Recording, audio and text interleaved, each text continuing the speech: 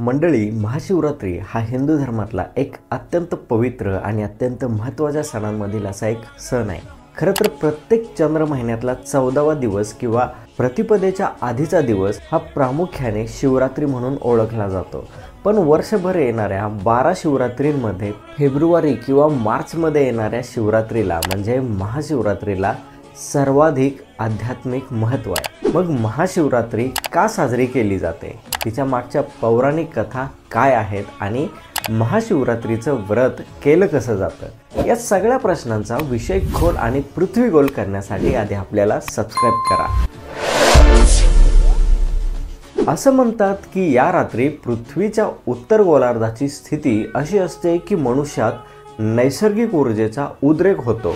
या दिवशी निसर्ग एखाद्या व्यक्तीला त्याच्या आध्यात्मिक शिखरावर नेत असतो किंवा ढकलत असतो। अध्यात्माच्या मार्गावर असणाऱ्या व्यक्तींसाठी महाशिवरात्र अतिशय महत्त्वाची आहे। कौटुंबिक संसारिक व्यक्ती तसेच जगातील महत्त्वाकांक्षी लोकांसाठी सुद्धा महाशिवरात्र अतिशय महत्त्वाचे आहे।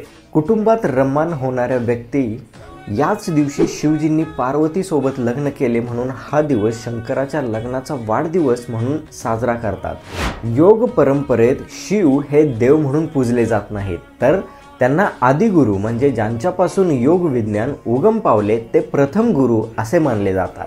मग योगी व्यक्तींसाठी हा दिवस म्हणजे शिव हजारो वर्षे ध्यान केल्यानंतर कैलास पर्वताशी एकरूप झाले, ते पर्वतासारखे स्थिर बनले, तो दिवस आहे तो महाशिवरात्रीचा दिवस आहे। त्यामुळे योगी महाशिवरात्रीकडे स्थैर्याची रात्र या दृष्टीने पाहतात। तर पौराणिक कथेनुसार समुद्र मंथनातून जे हलाहल विष बाहेर पडले आणि ज्यात अख्खी सृष्टी नष्ट करण्याची ताकद होती, ते हलाहल विष भगवान शंकरांनी प्राशन करून आपल्या कंठात ठेवले होते। त्यामुळे त्यांचा कंठ निळसर झाला आणि त्यांच्या संपूर्ण शरीराचा दाह होऊ लागला। तेव्हा वैद्यांनी त्यांना रात्रभर जागरण करण्याचा उपदेश दिल्यावर सर्व देवांनी शिवजींना बरे वाटावे म्हणून रात्रभर गायन नृत्याची व्यवस्था केली। शिवाय अंगाचा दाह होत असल्याने महादेवाने त्या दिवशी तांडव नृत्यही केले होते।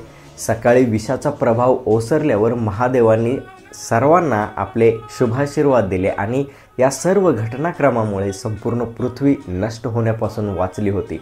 म्हणून त्या दिवसाला महाशिवरात्री असे म्हटले जाऊ लागले। महाशिवरात्रीच्या दिवशी शिवभक्त संपूर्ण दिवस उपवास करतात। या दिवशी ठिकठिकाणी भगवान शिवजींचे शिवलीलामृत, महारुद्र भजन, शिवतांडव, स्तोत्र गायनाचे आयोजन केले जाते।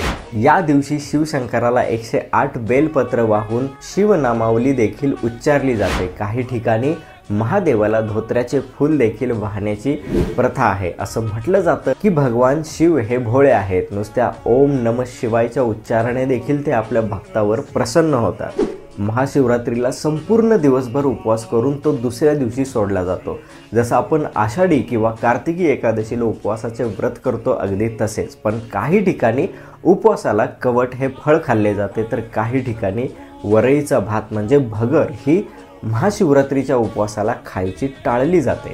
तर मंडळी, हर हर महादेवच्या गजरात या व्हिडिओला होऊन जाऊ द्या लाईक आणि शेअर। बाकी अशाच माहितीपूर्ण व्हिडिओसाठी तुम्ही सबस्क्राइब करा। विषय खोल पृथ्वी गोल।